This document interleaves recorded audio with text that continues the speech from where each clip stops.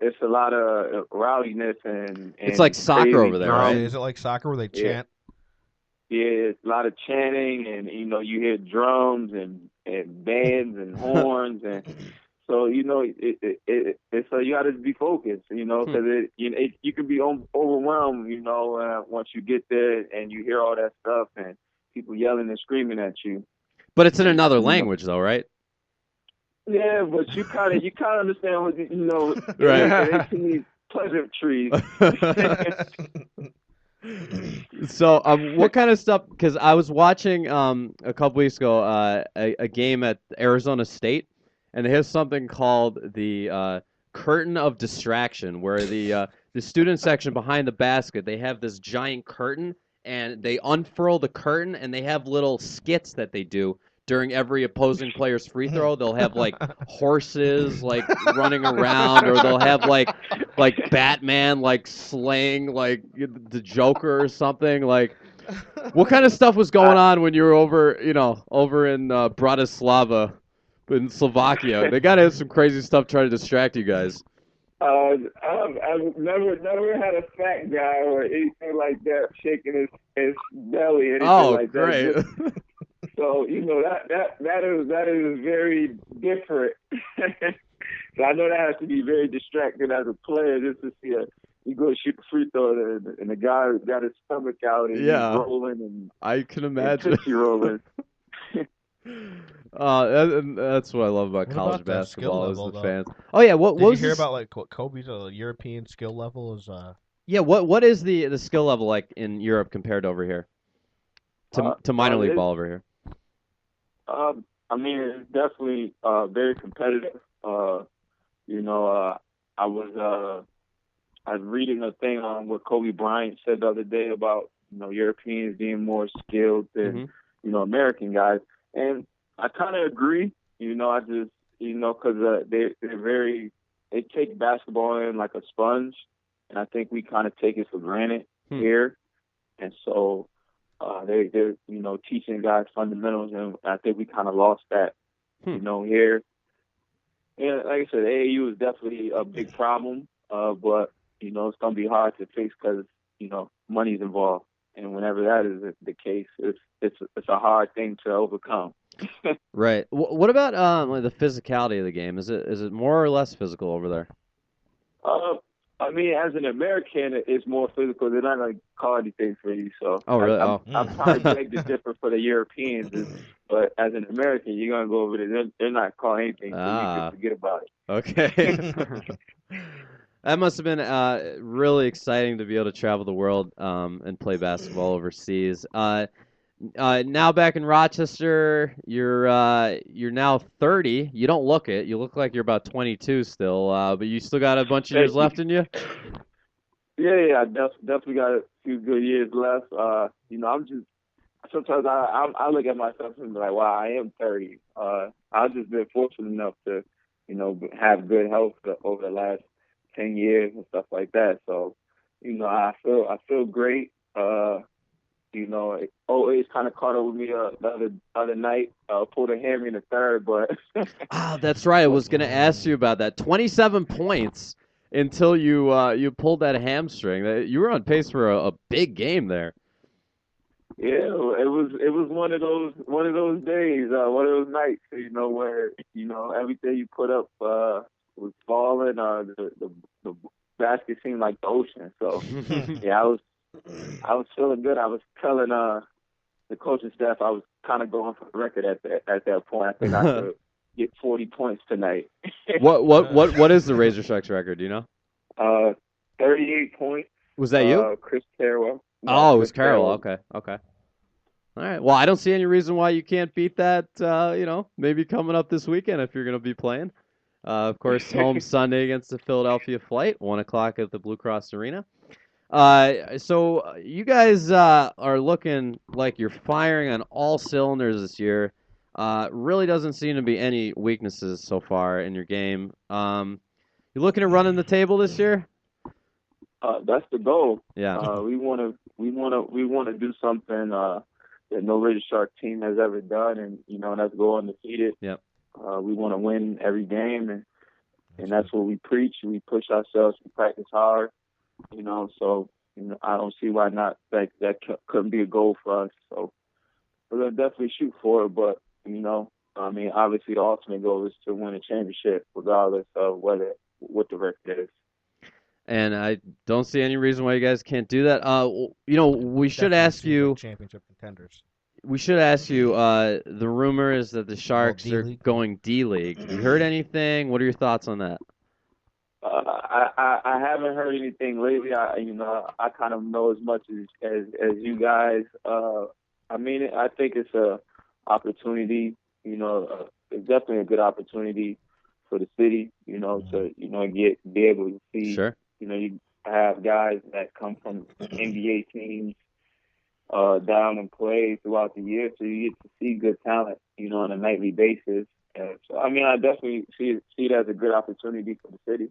I think it would be fantastic, and I think people would support it because, like we talk about, it would have the NBA name on the league, National Basketball.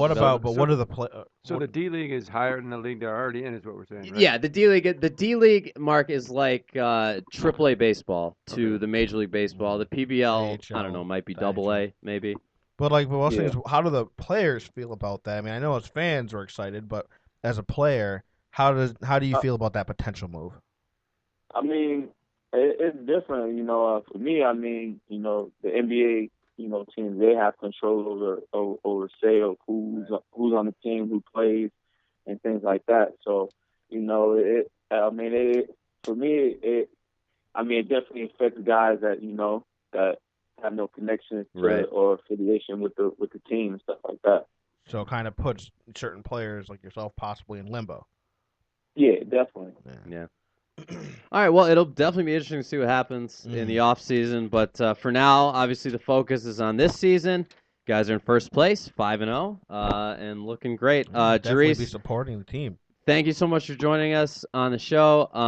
And we encourage everyone to come out and support the RazorSharks this Sunday. You guys are on the road Friday in Philly, and then Sunday home against Philadelphia at the Blue Cross Arena, 1:00. Tickets are just $5. Keep telling everyone you really cannot beat it to see professional sports in Rochester. A winning team. Every other team is charging a lot more money than that. It is a great value and a really great time, and you guys win, and you guys look great doing it. So we encourage everyone to come out. Jerice, thank you again for joining us tonight. We'll catch up with you again sometime soon. Yep, thanks for having me. Yep, all right. That was Jerice Crouch, the Rochester RazorSharks, and he's like the face of the team. Yeah, he's always been like the face of the RazorSharks. So he's been on there for a while? love him. He's been on the team for probably 7 of the 10 years, 6 or 7 of the 10 years. Mm-hmm. Good for him. Yeah, he went to Canada for a while and played, and of course he went to Finland, Slovakia, and he came back. I think he played. Sometimes I think he would play like in Europe and then come over here because the seasons are a little different. Mm-hmm. Like I know last year, off season, like his off season here would be right. Like last season, he was playing in Canada, and then he came over here like with a couple games to go in the regular season, and then played in the play. He was a huge part of the playoffs in the championship series. He was one of the bigger components of them winning that championship because he came back. So he's a great guy. And if you ever meet him out, he's just a really humble dude. See, that's huge. It's people like that like you want to have the same face every year. Yeah. Because like I said, the Rhinos. I love the Rhinos. Don't get me wrong, but every time you change faces, every year I don't know who's on the team. Right. But like the Lancers, you got Maurizio Salas, Doug Miller. You know all these names. So every year you get to know these people, and then they're like your family. When you're there. You know what I mean? Amen. And that's important. Absolutely. And that's one of the things I believe is undervalued in this community right now at local sports is, local sports, you want it to become household names like the Amherst. Everyone remembers Jody Gage, and, that was part of the fun is the players and you follow them. But you're right, when you keep having different teams with players, you're like, I don't know who this is, and you can't relate to them, or players don't want to be here. Well, like you just mentioned, Andrew Hoxie, you see all over your Facebook page, people are going, Andrew Hoxie's playing, and this is when he was playing in California over the summer. People are watching him because he's a hometown, guy here. You know what I mean? He's a known here. So and same thing with Salas. Yeah, people were following Salas when he was playing for Tampa Bay. Absolutely, I was. Right. Yeah. You want to see them do well, even if they're not here. And I think, that was a disaster. That Tampa Bay team. The VSI? the USL put that team in just to spite the NASL because because USL offices are in Tampa, and the NASL launched the Rowdies. So they said just to spite them, they started their own team in suburban Tampa, and they didn't. They probably lost a lot of money. They actually started off real well, if I recall. Yeah. Did they? Yeah, I they think were they like 5-0 finished well, or something too. at the beginning. Well, didn't they finish all right too? No, I think they didn't finish that great, but I definitely think they went 5-0 and then they just fell apart. It was John, a far cry from Antigua Barracuda. That's A goal. That's a Yeah, but goal. you know what? Speaking of that team, now that team's all local players. Antigua. Yeah, that's right. Well, you know they're not in the USL anymore. Right, but they're I mean, just like they play in the international. They were level just, But they were random- all local players, so that's now. Yeah, it was kind of cool. It was cool, but it kind of showed that they didn't have that. I mean, they were 0-16. You know, I do like when local teams have local players. Like for example, the Lancers have Schindler. Yeah. I mean, you Mm-hmm. know, and he went to Rondequoit High School, and he's one of the stars of the team.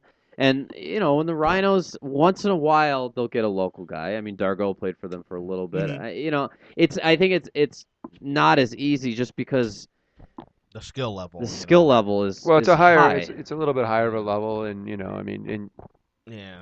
I don't know. The Rhinos, they had their open tryouts today. Yep. I wanted John to try out. So, did you but try out, John? I told him to try out. A little out of shape for outdoor right now. So. What about Mark? Next year. Listen, it's really funny. I from what I understand, the coach doesn't like older players too. He Well, likes, that's why I didn't get Mauricio. right. Yeah, Yeah, Different I faces, I mean. they are very young. The Well, Rhinos the, are the very, very important young. thing is that you won't know anybody next year. Nope. Yeah. Yeah. Well, now that JC's gone, Yeah, JC's Yeah, I just gone, talked to that's- JC in Milwaukee. He's looking pretty good as well. And, he scored a nice goal against you guys, huh? He tapped one in. He tapped Oh, one the in. back Yeah, post he tap tapped in. I'm one not. in, yeah. Oh yeah, it was actually a great goal. It was. Yeah. I mean, the guy blasted across the goal and he left-footed finished it. It's pretty impressive. I heard Mariucci had a nice 3-pointer that didn't count, and Sam was going like this to everyone. Right? Oh at no, he Chicago. scored. He scored. It's just not a 3-point Right, goal. right. Yeah, But Soccer Sam was standing up, putting three Yeah. fingers up. yeah. How Everywhere. was JC doing? You said Oh, JC's doing great. Like I said, I was talking to him. I'm not really sure what he's gonna do, again for the summer or whatever. But Well, he signed with he Minnesota. signed with Minnesota. Oh, I didn't ask. Yeah, him, he signed but- with Minnesota United of the NASL, which is great. Yeah, Congratulations to him. He's absolutely. moving up a little bit. Moved up. Well, he a little deserves bit it. of a move up. He deserves it. And that was the other thing. Like, you lost J.C. Banks, who's a local. Everybody knows him locally. Yeah. The other one was Danny Earls. I mean, Oh, Danny Earls. Donnie Earls. Yeah. Danny Earls. Yeah, that's too bad that I mean, they don't value that. And I think that's one of the things that I know I've tried to convey. It's like, so when we were talking about, we were really pulling for Mauricio a few years ago. We were really pulling for him. Yeah, for the Rhinos. to And sign. they're- It seems like that'll They never couldn't- happen for They whatever just couldn't reason. get over the fact that he's a little older, and it's like, yeah, but he's still. But got it. it's not just. I think his value is higher monetarily. His value is probably what- a little what- bit too high when they can get 3 younger guys. here's the for his problem. price. You don't know that because unless you talk to him, you know what I mean. Like, if you don't know what he wants or He said he was willing to. Well, here's what I heard from I was talking to people. They said basically he didn't fit within the style they wanted to play. They just didn't see him as fitting in that style. They couldn't find someone that had a cannon to rip us. Well, I mean, like Maurizio's a great player on the field, off the field, outdoor, indoor. I mean, he's Right. a totally different player outdoor, I think, than he is yeah. indoor. Outdoor, he settles the ball, he controls you down. I mean, he can lace a shot, he can put a pass on your foot. I mean, he's a key player you want to have on your team no matter what. and he takes shots. He takes Yeah. good shots too. Absolutely. He takes some wild ones, but he takes good shots too. Yeah, well, that's indoor. Like I said, indoor it's kind of harder. He sees an opening, he's got to take it. And outdoor, he usually, when he has a shot to take, he's usually on frame. So, All right, we're going to be joined by Knabber, the Knabber. super fan of Rochester Knighthawks, in just a minute. First, John, one of our original sponsor, one of our favorites, One of our favorites. Leroy not- Discount Liquor. Not that we don't, we love our sponsors, but said there's always a special spot in your heart for your first. And you know what? Leroy Discount Liquor, our first sponsor, and it's after the holiday season, so you have a little bit of that extra money laying around. Not that you really need that much of it because they have a great selection of wine. A lot of it's under $15. They have a $5.99 rack, which I've tried on the show. I've had It's good, right? Oh, it's good. I had 3 different ones. They were good. So why don't you go check out our friends